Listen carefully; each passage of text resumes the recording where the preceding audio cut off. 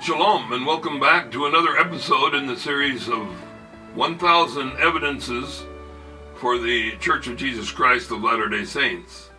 In this one, number 205, we'll tell about the LDS prophecies that the Jews would return to the land of Israel.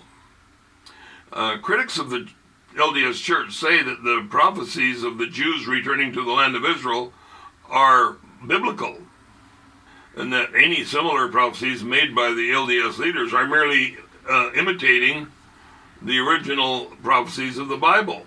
However, we need to take a closer look. True, the Bible does make such prophecies as the one in Isaiah chapter 11 and verse 12, which reads, "And the Lord shall assemble the outcasts of Israel, and gather together the dispersed of Judah from the four corners of the earth." But the critics overlook two factors. One is timing.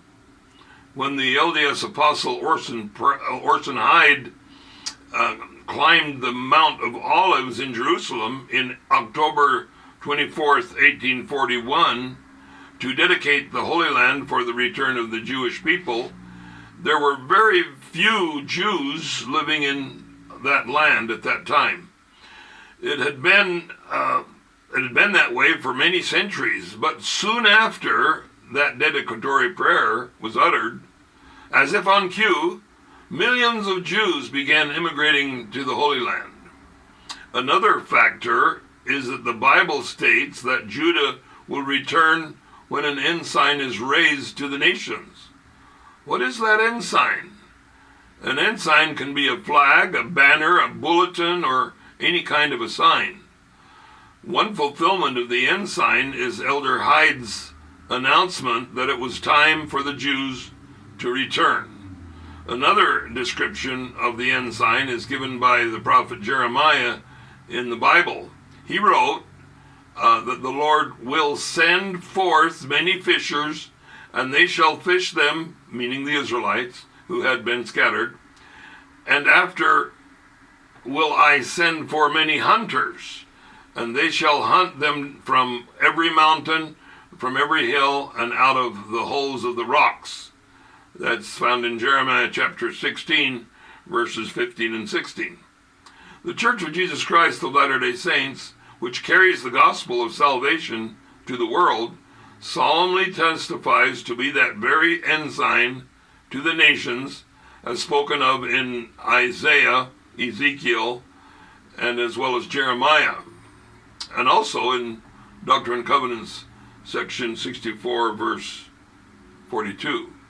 The 70,000 missionaries currently sent out each year by the church are fulfilling the prophecy of Jeremiah to seek out and gather scattered Israel.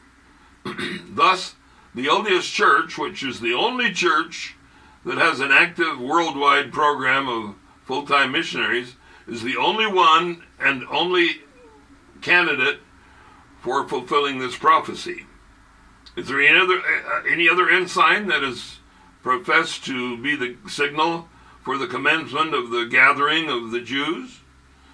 Dr. Chaim Weizmann, who was president of the Jewish Agency for Palestine and also the World Zionist organization headquartered in Jerusalem, made mention of a mystical force that was driving so many of the Jews to return to their homeland. See Bartley C. Crum, Behind the Silken Curtain, New York, Simon & Schuster, 1947, cited in LeGrand Richard's book, A Marvelous Work and a Wonder, 1976, page 219. Ladies and gentlemen, that mystical force mentioned by Dr. Weizmann is the influence of God and his apostles and prophets who lead the LDS Church. What else could it be? Do you see the obvious? It all fits together. Think about it. Search your heart. The gospel is true. No question about it. Thanks for watching, and don't miss more to come. And remember, call, don't fall. Call on the true God of Israel. Don't fall for the false gods of darkness and deception.